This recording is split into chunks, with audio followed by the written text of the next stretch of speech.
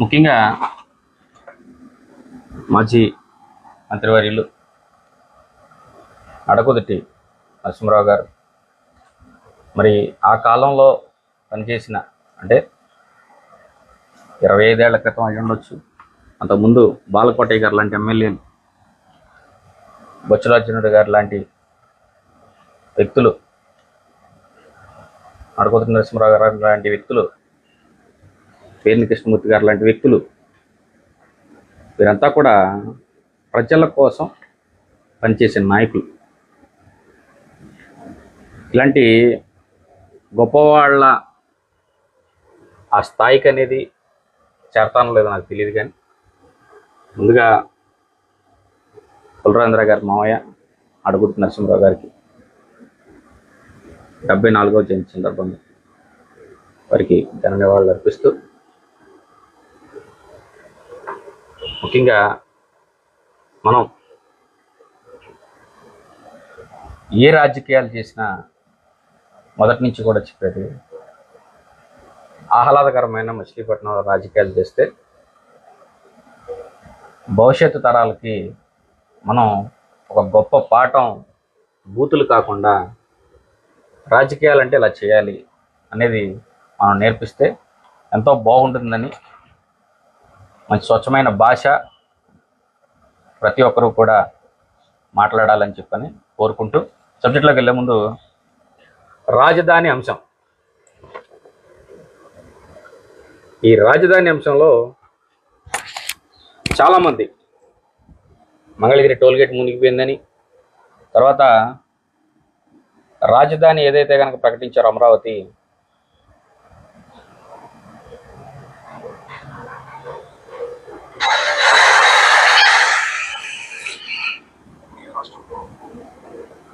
మరి అమరావతి మునిగిపోయిందని ప్రతి ఒక్కరు కూడా, వైసీపీ వాళ్ళే ముఖ్యంగా, ప్రతి ఒక్కరు విజువల్స్ తీసుకుంటాం, పోస్ట్ చేయడం, సాక్షిలోనేమో అంబటి గారు లాంటి వాళ్ళు ప్రెస్ మీట్లు పెట్టడం, ఇవన్నీ కూడా చూస్తూ ఉన్నాం. అందులో భాగంగా అంబటి గారు ఏమంటారు ఒకసారి విందాం. చిరుజల్లులు పడుతూనే ఉన్నాయి. రాజధాని ప్రాంతం ఇంక్లూడింగ్ సీడ్ క్యాపిటల్ అని చెప్పబడుతున్నటువంటి ఏరియాలో కూడా భయంకరంగా నీళ్లు నిలిచాయి. ఇది రాష్ట్ర ప్రజలందరూ చూశారు, వీడియోలో చూశారు, సోషల్ మీడియాలో చూశారు. ఇవి న్యూట్రల్ గా ఉండే ఛానల్స్ కూడా రాజధానిలో వరద ప్రభావం చాలా తీవ్రంగా ఉందని, కొండవీటి వాగు విపరీతంగా ప్రవహించడం వల్ల రాజధాని ప్రాంతం అంతా మునిగిపోయిందని చెప్పేటటువంటి ప్రయత్నం. ఇది వాస్తవం. దీనిలో ఏమి రాజధాని మీద కోపంతోనో, అమరావతి రాజధాని చంద్రబాబు నాయుడు గారు కష్టపడి పనిచేసి దాన్ని అద్భుతంగా తీర్చిదిద్దుతున్నాడని వాడు చెప్పుకుంటుంటే మేము ఏదో బాధపడో చేసినటువంటి ప్రచారాలు కావు అని ఈ సందర్భంగా నేను చెప్పదలుచుకున్నా. అలా ఎక్కడైతే చేశారో వాళ్ళందరి మీద కేసులు పెట్టే కార్యక్రమం, బెదిరించే కార్యక్రమం, సోషల్ మీడియాలో తెలుగుదేశం పేరు చెప్పుకుని ఇష్టం వచ్చినట్టుగా మాట్లాడేటటువంటి కార్యకర్తల్ని నేను చూస్తున్నా. ఎవరైనా అమరావతి మరి సరేనండి, ఇక్కడ అంబటి రాంబాబు గారికి తెలుసుకోవాల్సింది ఏంటంటే, ముఖ్యంగా మాట్లాడే ముందు సరే 5 సంవత్సరాల కాలంలో 2014 నుండి చూసుకుంటే మరి చంద్రబాబు నాయుడు గారు మొట్టమొదటిసారి నవ్యాంధ్ర ముఖ్యమంత్రి అయిన తర్వాత ఆయన ఏం చేశాడరా డెవలప్మెంట్ అంటే, తాత్కాలిక రాజధాని అని పెట్టి బిల్డింగ్లు కూడా ఏదో ప్రస్తుతానికి మరి మనకే అసెంబ్లీలు ఉంటాయి, మనకి ఆఫీసులు కావాలి, మరి అధికారిక పరిపాలన జరగాలంటే కొన్ని బిల్డింగ్లు కావాలి, కాబట్టి అన్ని చోట్ల అద్దెకి తీసుకుని ఎప్పుడు నడపలేరు, కాబట్టి మీరే సాక్షాత్తు రాజధాని విజయవాడ అమరావతి అని అసెంబ్లీలో తీర్మానం చేస్తున్నప్పుడు ఓకే మాకు ఎటువంటి అభ్యంతరం లేదు అని చెప్పిన వ్యక్తి ఎవరో జగన్మోహన్ రెడ్డి గారు. ఆ తర్వాత అసెంబ్లీలో ఎవరు కూర్చున్నారు? ప్రజాప్రతినిధులైన ఎన్నికబడినా మీరందరూ కూడా అప్పుడు ఎంతమంది ఉన్నారో మరి అంతమంది కూడా కూర్చుంటే మీ సమక్షంలోనే బిల్లు పాస్ అయింది, అంతే కదా. మరి ఆ 2014లోనే మీరు మాట్లాడాల్సింది ప్రతి ఒక్కరు కూడా, వైసీపీ వాళ్ళు ఏమండి రాజధాని ఇక్కడ కరెక్ట్ కాదు, ఇక్కడ మునిగిపోతుంది, మనం అంతా కూడా ఎంతో సీనియర్ ఎమ్మెల్యేలు అమ్మటి రాంబాబు గారు లేదంటే కనుక మిగతా ఎవరైతే కనుక మాట్లాడుతున్నారో వారంతా కూడా మనంతా కూడా సీనియర్లో, రాజధాని ఇక్కడ కాదు, పోనీ మీ గవర్నమెంట్ వచ్చిన తర్వాత వైజాగ్ ఒక పక్క, తర్వాత అనంతపురం, తర్వాత విజయవాడ, అలా 3 రాజధానులు అన్నారు కదా. మరి అప్పుడే 2014లోనే మీరు ఇక్కడ కుదరదు అంటే మరో రోజున బిల్లు అయిపోయేది. ఆ రోజేమో అమరావతి ఇక్కడ కావాలని చెప్పని యాక్సెప్ట్ చేశారు అందరూ కూడా. ఇప్పుడేమో నీళ్లతో నిండిపోతుంది, వరదలు వచ్చేసినాయి, మునిగిపోతున్నాయి అని చెప్పి అంటూ ఉంటారు. సరే పక్కన పెట్టేస్తే చంద్రబాబు నాయుడు గారు 2014లో తప్పు చేశాడు అనుకుందాం.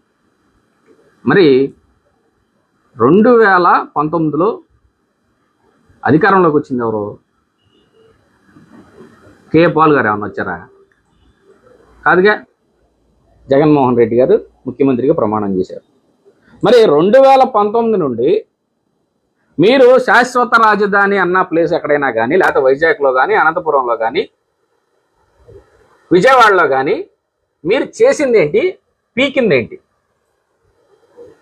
వైఎస్ఆర్సీపీ వాళ్ళందరినీ కూడా అడుగుతున్నాం. ఈయనేం చేయలా, మరి మీరేం చేశారు? గడ్డి మొలుస్తుంటే గడ్డి పీకారా?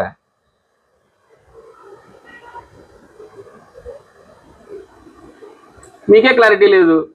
కానీ ఏంటంటే ఏదైనా కానీ ఒకవేళ చంద్రబాబు మంచి చేసినా చెన్నలా ఖండిస్తారనుకోండి, చివరికి మంచి చేసినా పుల్లబెట్టి పొడవడం. అసలు జనాలకి చూడడానికి అంటే నేను ఎక్కువగా మచిలీపట్నం గురించి మాట్లాడతాను, రాజధాని గురించి ఎందుకు మాట్లాడుతున్నానంటే చూడడానికి బయట చండాలంగా ఉంది. వర్షం వచ్చినప్పుడు మునగదా? ఇదేమన్నా లేకపోతే ఒక విలేజా, ఒక నియోజకవర్గమా వెంటనే డెవలప్మెంట్ చేసుకోవడానికి రాజధాని. మరి ఆ విషయం చూసుకుంటే చాలామంది అంటూ ఉంటారు,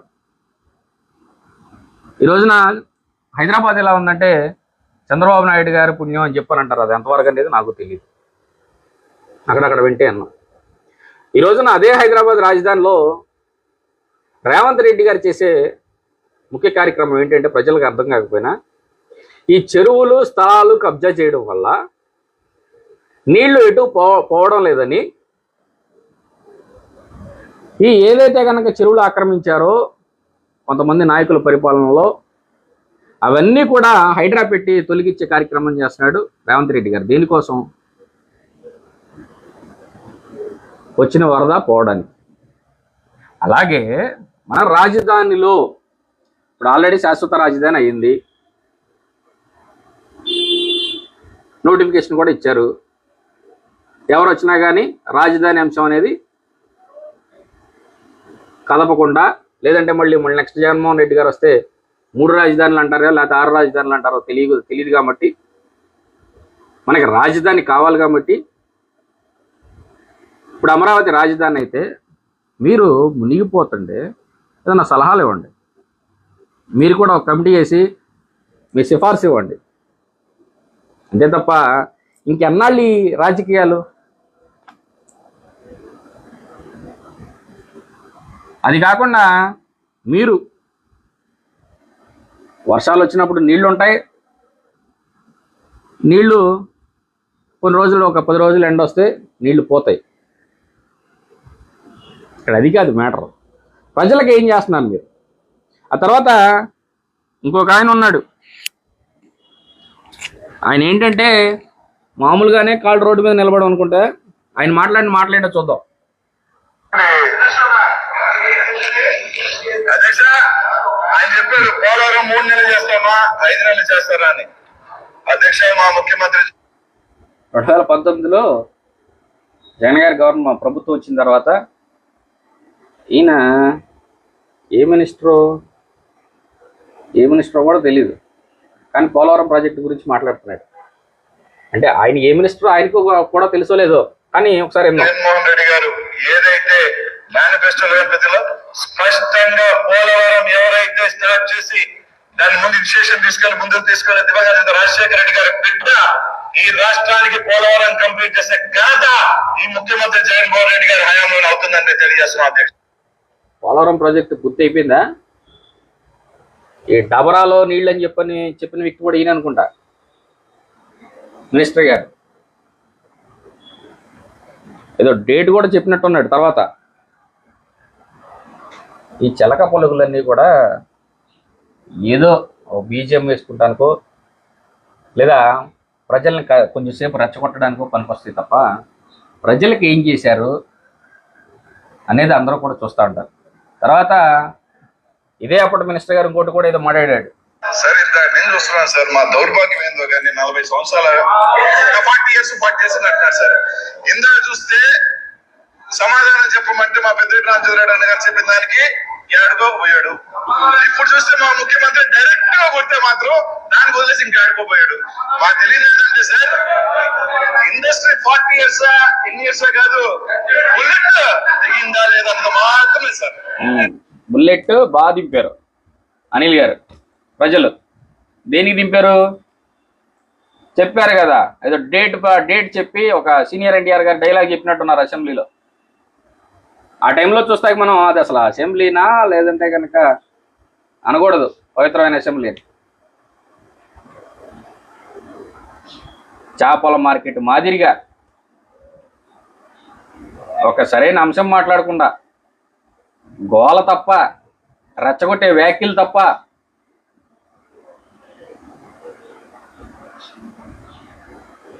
వీటిపైన అభివృద్ధి పైన ఎవడో కూడా మాట్లాడే పరిస్థితులు కనపడతలా. ఎప్పుడు చూసినా నువ్వు అది చేసావు, నువ్వు ఇది చేసావు, నువ్వు ఇది చేసావు, ఎంత దొబ్బేశావు, ఈ మాటలు తప్ప ఎక్కడ కూడా ప్రజలు ఏమైపోతున్నారు లేదా ప్రజలకు మీరు ఇచ్చే సూచనలు ఏంటనేది తెలియట్లా. ఇవన్నీ కూడా ఒకసారి ప్రజలందరూ కూడా గుర్తుపెట్టుకోవాలి. ఈ రెచ్చగొట్టే వ్యాఖ్యలు, ఈ రెచ్చగొట్టే మాటలు అసెంబ్లీలో ఏదో బయట ఇట్లాగే మాట్లాడుతూ ఉంటారు. ఒక క్వార్టరో 19 తాగంగానే ఊగిపోతూ ఉంటారు వాళ్ళు, రెండో లోకంలోకి వెళ్తూ ఉంటారు. అలాంటి మాటలు మాట్లాడే వ్యక్తులు ఈ రోజున నీళ్లు డబరా అన్న వ్యక్తులు పెద్ద మాటలు మాడుతున్నారు రాజధాని అని చెప్పారు అంబటి గారు, అనిల్ గారు. పనికొచ్చే మాటలు మాట్లాడారు. సరే, నెక్స్ట్ చూసుకుంటే వైఎస్ఆర్సీపీ వాళ్ళందరూ కూడా ఇంకొక మాట మాట్లాడతారు. ఏంటంటే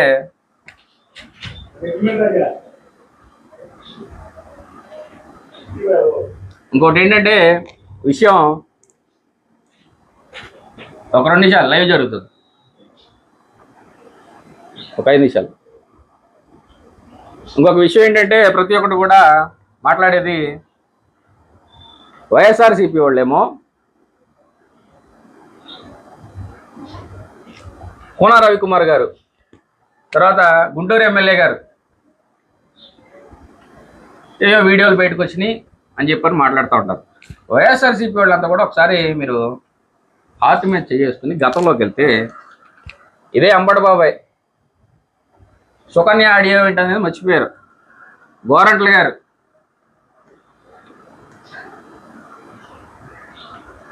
ఆయన ఒక స్టైలు. అవంతి శ్రీనివాస్ గారు, ఆయన ఒకటి. ఈ వీడియోలన్నీ కూడా అంటే నేను చెప్పలేకపోతున్నాను, కానీ మీరు ఒకసారి యూట్యూబ్లో పట్టండి. ఎంపీ గోరంట్ల ఏం చేశాడు, అంబటి ఏం చేశాడు అమ్మాయిల విషయాల్లో. ఆ తర్వాత ఏమంటారంటే ఇక్కడ టీడీపీ కోన రవికుమార్ గారు ఏదో ప్రిన్సిపల్ గారిని. ఇక్కడ నాకు అర్థం కాదు ఏంటంటే వాళ్ళు ఎమ్మెల్యేలు, వీళ్ళు ఎమ్మెల్యేలు. ఇక్కడ నేను ఓపెన్గా మాట్లాడతా. ఏంటి తమ్ముడు అంటే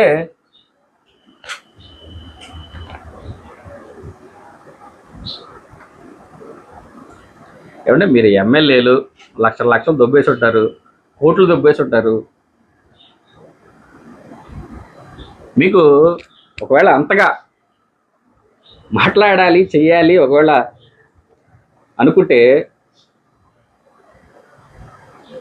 కొన్ని హౌసులు ఉంటాయి, అక్కడ డబ్బులు తీసుకుంటారు. పోవచ్చు గట్టు. ఎందుకు ఇలాంటి ఎదవ పనులు? ప్రతి ఒక్కడో ఏంటంటే, పెళ్లి చేసుకున్నాను నేను శ్రీరామచంద్రుడిని, నా సీత ఒక్కతే, నాకు ఎలాంటి అలవాట్లు లేవు, మాకు మద్యం అలవాటు లేదు, మా పిల్లలకి మద్యం అలవాటు లేదు, నేను చెప్తున్నా అని చెప్పి చాలామంది కబుర్లు చెప్తూ ఉంటారు. కానీ వాళ్ళు చేసేది ఏంటంటే ఆఫ్ ద రికార్డు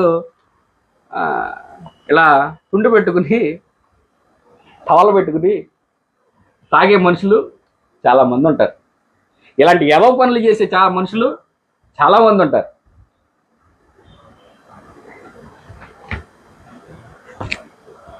అది కాకుండా పవన్ కళ్యాణ్ గారు, ఈ వైసీపీ వాళ్ళు కానీ మిగతా పార్టీల వారు కానీ ఏమంటారంటే, మొన్నటి వరకు కూడా 3 పెళ్ళిళ్ళు అని చెప్పని అంటూ ఉంటారు పవన్ కళ్యాణ్ గారు. ఏమండి, ఈ అంబటో గోరంట్లో అవంత శ్రీనివాసో, లేకపోతే ఈ కోనేటి ఆదిమూలమో, లేకపోతే ఎమ్మెల్యే నజీరో, కోన రవికుమార్ గారు, వీళ్ళందరితో పోల్చుకుంటే పవన్ కళ్యాణ్ గారు 100 రెట్లు బెటర్. ఎలా అంటారేమో, ఆయన టైం బాగోలేదో ఏంటో, ఫస్ట్ పెళ్ళి విడాకులు అయిపోయినాయి, రెండో పెళ్ళి ఆయన టైం బాగాలేదు అనుకుందాం, ప్రస్తుతానికి 3వ పెళ్ళిలో నడుస్తున్నారు. ఆయన అంతా కూడా కోర్టు ఏది చెప్తే, అంటే ఒక స్త్రీని మోసం చేయకుండా ఆయన ఏదన్నా కూడా లీగల్గా పక్కాగా ఉన్నారు. లేదా రెండవ భార్య ఎవరైతే కనుక ఉన్నారో రేణు దేశాయ్ గారు, ఆవిడని ఏమైనా వదిలేశారా? ఆవిడ బాగోగులు పట్టించుకుంటున్నారు, వాళ్ళ పిల్లలతో ఉంటున్నారు. ఇలా ఎలా పనులు చేసే కన్నా కొంచెం నీతి నిజాయితీగా ఉండొచ్చుగా. ఎందుకు ఇలా వేధింపులు? ఇప్పుడు ఆ ప్రిన్సిపాల్ గారిని వేధించారని చెప్పి కోన రవికుమార్ గారు అంటారు. ఆవిడ ఒక స్త్రీ ఎందుకు వస్తుంది బయటికి? ఆవిడికి పిల్లలు ఉంటారు, ఆవిడికి కుటుంబం ఉంటుంది. అసలు మీకేమవుతుందో కూడా నాకు అర్థం కావట్లా. వీటన్నిటిని వదిలేసి వచ్చి పవన్ కళ్యాణ్ 3 పెళ్ళిళ్ళు అంటారు. మీరు చేసే బయట యాక్టింగ్ పనులేమో ఇలాంటివి.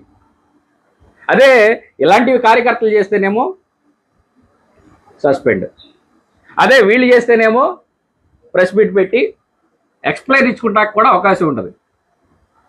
ఇప్పుడు కోన రవికుమార్ గారు అదే చేస్తున్నారు. ఎవడు చేసే పనులు అందరికీ తెలుసు, ఎవరు బోగొత్తాలంటే అందరికీ తెలుసు. కానీ ఏంటంటే, మీరు పెట్టిన భయం వల్ల ప్రజలు కొంచెం ఓపెన్గా మాట్లాడలేరు. మాట్లాడిన తర్వాత నేనేమైపోతానో, నా కుటుంబం ఏమైపోద్దని చెప్పారు. అవి రాజకీయాలు. తర్వాత ఫ్రీ బస్సు పెట్టారు. ఆ ఫ్రీ బస్సు మహిళలు ఏ విధంగా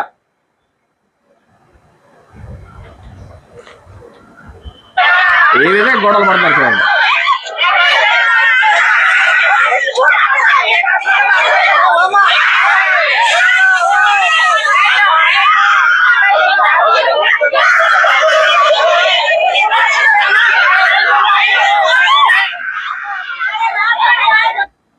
జుట్లు పట్టుకుని కొట్టుకుంటున్నారు. శ్రీ శక్తి పథకం ఆగస్టు 15న అమలు చేశారు. ఏమంటే రాష్ట్రంలో ఎన్ని బస్సులు ఉన్నాయి? మీరు ఎన్ని బస్సులని ఫ్రీ బస్సు పథకం కింద పెట్టారు? దేనికి పెట్టారు? కొట్టుకోమనా? పెడితే పెట్టారు. సరే, మీరు ఏదో హామీగా అమ్మటి దాన్ని ఏదో తూతు మంత్రంగా అమలు చేయాలి కాబట్టి ఏదో కొన్ని బస్సులని ఏదో హయ్యర్ బస్సులు అంట, మామూలు బస్సులు అంట, పల్లి వెలుగు బస్సులు అంట, పల్లి వెలుగు బస్సుల్లో మాత్రమే ఫ్రీ బస్సు అంట. ఇంకా దానిపైన ఎవరెవరో మాట్లాడుతున్నారు. సాక్షిలో ఏదో మాట్లాడుతూ ఉన్నారు, దానికి ఏబిఎన్లోనేమో వీళ్ళు ఏదో రిప్లై ఇస్తూ ఉన్నారు. ఎవరికి క్లారిటీ లేదు. నాకు కూడా క్లారిటీ రాలి అన్ని వీడియోలు చూసినా కానీ. పోనీ ఫ్రీ బస్ పెట్టే ముందు ఆటో డ్రైవర్లను ఆలోచించారా? అంతకుముందు గతంలో ముఖ్యంగా చెప్తున్నా, జగన్మోహన్ రెడ్డి గారు వాళ్ళకి 10,000 రూపాయలు ఇచ్చారు. ఈ రోజున ఆటో వాళ్ళ బతుకులు ఎలా ఉంటాయంటే, వాళ్ళు ఉదయం లేచి రోడ్ల మీదకి వచ్చి పాసింజర్ల కోసం వెయిటింగ్ చేసుకుని వారిని ఎక్కడ గమ్యస్థానాలు చేర్చాలో చేరిస్తే వాళ్ళకు వచ్చేది ఒక మనిషి దగ్గర నుండి 20 రూపాయలు. మరి వాటితోనే రోజుకి 500 వస్తే ఆటో ఓనర్లకు 200 కట్టి పైన మిగిలిన 300లో మరి పిల్లలకి, ఇంట్లో పిల్లలు ఉంటారు, కుటుంబం ఉంటారు, తల్లిదండ్రులు ఉంటారు. చంద్రబాబు నాయుడు గారు మరి మొన్న అంతకుముందు కూడా ఆటోలో తిరిగినట్టున్నారు. వాళ్ళ పరిస్థితి ఏంటి అనేది ఆలోచించారా? ఈ రోజున గగ్గోలు పెడతా ఉన్నారు. మీరు వెంటనే వారికి ఫిట్నెస్ అమౌంట్ కింద ఇస్తారో లేదా ట్యాక్సులు రద్దు చేస్తారో, మీరు ఏదైతే కనుక అర్జెంటుగా చేసి ఆటో వాళ్ళని కనుక మర్చిపోతే వాళ్ళు భాషా సినిమా చూపిస్తారు, రజనీకాంత్ సినిమా. ఇంకెంత మా అయితే 3 సంవత్సరాలు ఇలా కళ్ళు మూసుకుంటే అలా వచ్చేస్తాయి. అలానే జగన్మోహన్ రెడ్డి గారికి గ్రాఫ్ పెరిగినట్టు కాదు. వాళ్ళని చూశారు, వీళ్ళని చూశారు. ఈసారి ప్రజలు చాలా తెలివిగా వ్యవహరిస్తారని చెప్పని అనుకుంటున్నాం. ఆటో డ్రైవర్లని పట్టించుకోండి. ఆ తర్వాత మొన్న కూడా చెప్పా లాస్ట్ టైం, ఇప్పుడు మంత్రి కులరేంద్ర గారికి, కలెక్టర్ గారికి పెడుతున్నా, విలేకరులను పట్టించుకోండి అని చెప్పని. విలేకరులందరూ కూడా కలెక్టర్ ఆఫీస్లో ఏదైనా కవరేజ్కి వచ్చినప్పుడు, లేకపోతే కనుక మీరు ఫోన్ చేసి వాళ్ళని పిలిచినా ఏదైనా కవరేజ్లకు వచ్చినప్పుడు చెట్ల కింద ఉన్న పరిస్థితి వాళ్ళు. అర్జెంటుగా నేను చెప్పేది ఏంటంటే మీడియా వాళ్ళకి, మీడియా మిత్రుల తరఫున కులరేంద్ర గారు ప్రెస్ క్లబ్ ఏర్పాటు చేయండి. 40 మంది కాదు 85 మంది ఉన్నారు, విలేకరులో ఇళ్ల పట్టాలు ఇవ్వండి. ముఖ్యంగా కలెక్టర్ ఆఫీస్లో కూడా ఒక మీడియా పాయింట్ పెట్టించమని చెప్పని, వారికి కూర్చుంటానికి ఇప్పుడు చాలా ప్లేస్ ఉంది కలెక్టర్ ఆఫీస్లో. వీరికి కూడా ఒక తాత్కాలిక షెడ్ వేసి దాంట్లో 2 ఫ్యాన్లు వేసి, ఏసీలు అవసరంలా, మీకులాగా 2 ఫ్యాన్లు పెట్టి ఒక 10 కుర్చీలు వేసి ఒక టేబుల్ వేసి అక్కడ మీడియా పాయింట్, ఎవరన్నా వచ్చిన వాళ్ళు సమస్యలు మాట్లాడుకుంటా మీడియా పాయింట్ పెడితే ప్రతి ఒక్కరు కూడా ఇక్కడ మీడియా ఉంది అని చెప్పని కలెక్టర్ గారికి, జాయింట్ కలెక్టర్ గారికి అర్జీ ఇచ్చిన తర్వాత అక్కడికి వచ్చి మాట్లాడుకుని వాళ్ళ సమస్యలు ఏంటో తెలియజేస్తారు. మీకు మీడియా మీద ఏమాత్రం గౌరవం ఉన్నా మీరు వెంటనే అర్జెంటుగా ప్రెస్ క్లబ్ బిల్డింగ్ అనేది మీరు ఆలోచించి పెట్టినా ముందల కలెక్టర్ ఆఫీసులో వీళ్ళకి గమ్యస్థానం అనేది ఒకటి ఏర్పాటు చేయండి అని మరి కులరేంద్ర గారికి, కలెక్టర్ గారికి లెటర్ పంపిస్తున్నా. ఇంకొక విషయం చెప్పాలంటే, ఇవన్నీ కూడా ప్రజల సమస్యలే. ఒకళ్ళేమో అన్న నా ల్యాండ్ దొబ్బేశారంటారు, ఒకళ్ళేమో ఇరిగేషన్ డిపార్ట్మెంట్ గురించి చెప్తా ఉంటారు, ఇంకొకళ్ళేమో తిరుపతి లెటర్లు కావాలంటారు. ఇవన్నీ కూడా ప్రజా సమస్యలే. మీ గురించి పోరాడుతున్నవి ఇవన్నీ కూడా. ఇది ఎందుకు చెప్తున్నానంటే, మీ వైపు నేను నిలబడతా.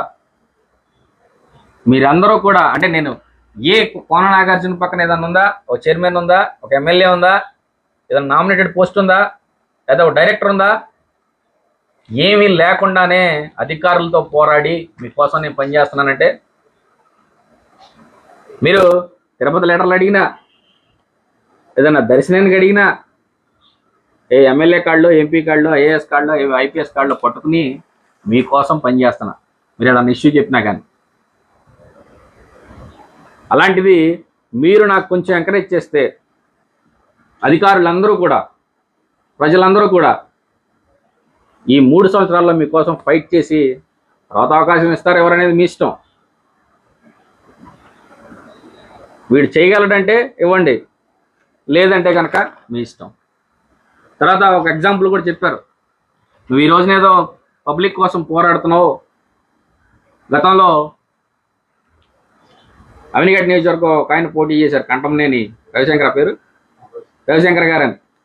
ఆయన దాదాపుగా నియోజకవర్గంలో ఏమీ లేకుండా 10 కోట్లు ఖర్చు పెట్టారంట. చాలా బ్రహ్మాండంగా నామినేషన్ ఇచ్చినప్పుడు కూడా ప్రజలందరికీ కూడా అన్ని ఏం కావాలో పంపించారంట ఆయన.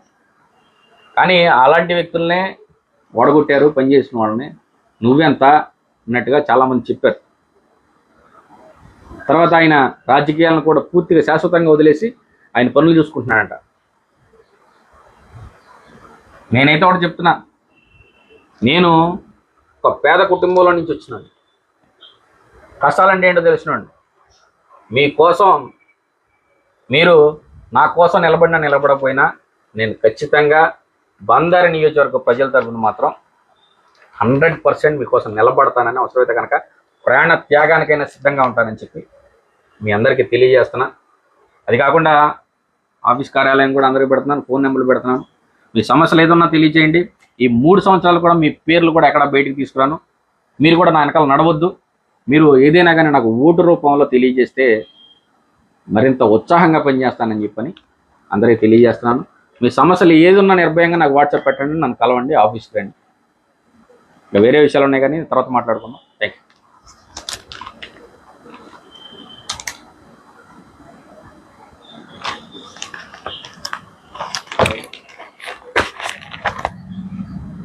ఆఫీస్